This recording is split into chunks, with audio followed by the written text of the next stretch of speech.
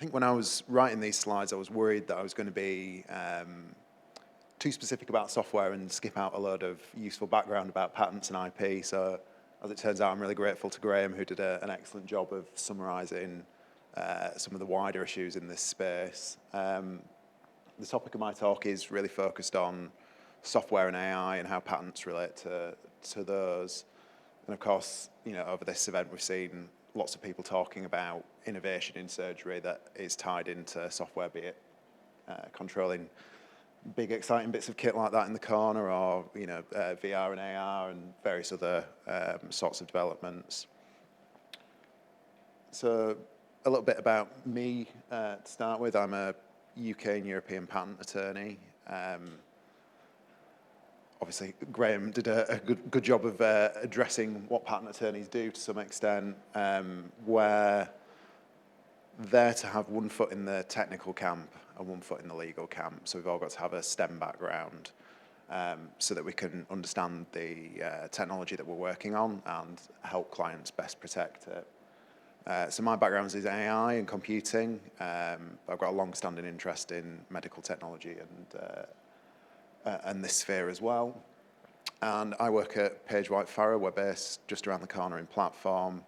We've heard so much over the last day or so about all the exciting sort of ecosystem building that's going on in Leeds and all the fabulous work in that direction. We're really pleased to be here and involved in all that and getting involved with all the local businesses that are doing so much in this area. So let's suppose you have an AI-based innovation in surgery technology. How do you protect that? There's two rights of the ones that Graham was talking about earlier that potentially apply to software. We've got copyright and we've got patents. And both of those have their pros and cons and their different scopes of protection and their limitations. And it's worth taking a beat to understand what those are. Copyright protects the source code in the software that you've written. As Graham said earlier, it's free. It comes into being automatically. All you need to do is put that little C symbol in on the bottom to sort of indicate that that's something that you think there's copyright in.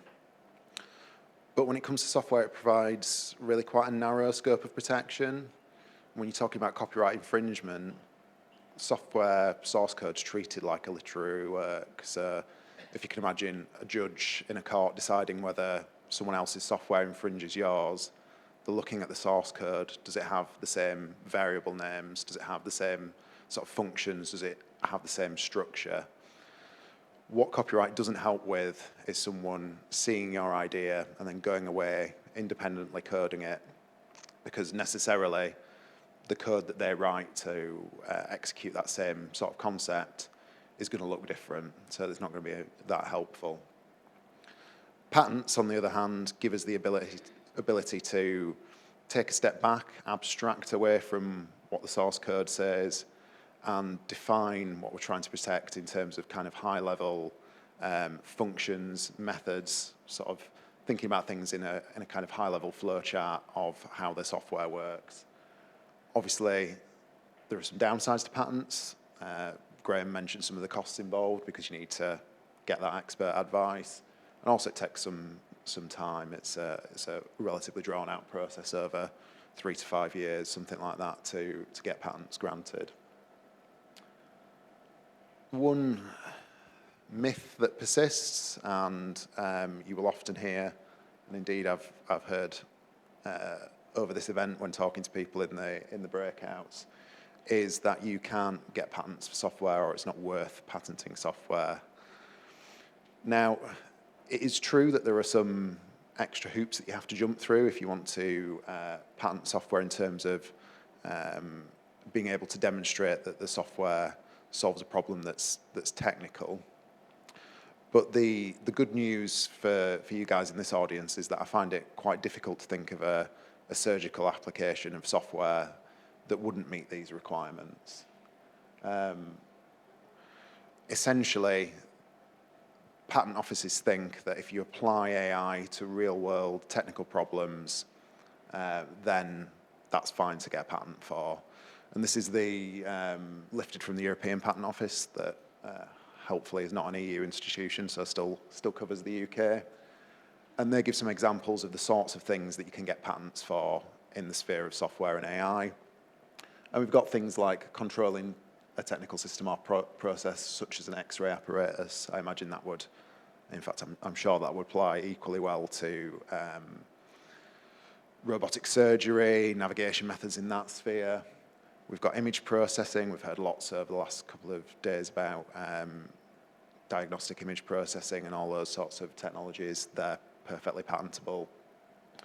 And then the bottom three bullet points are really all driving at the same idea of if you are measuring sensor data, be it images, be it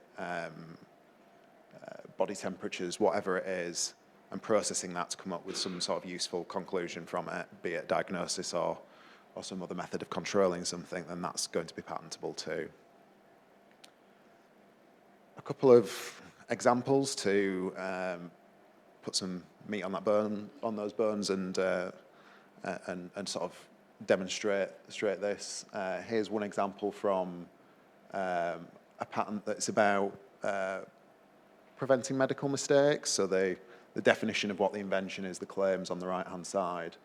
And essentially, this is a patent for learning from data of past medical procedures, mistakes that have been made, training a machine learning model to identify those mistakes, and then at the appropriate time in some sort of virtual surgery, popping up with a user interface that is telling someone that they're doing the wrong thing in the wrong order.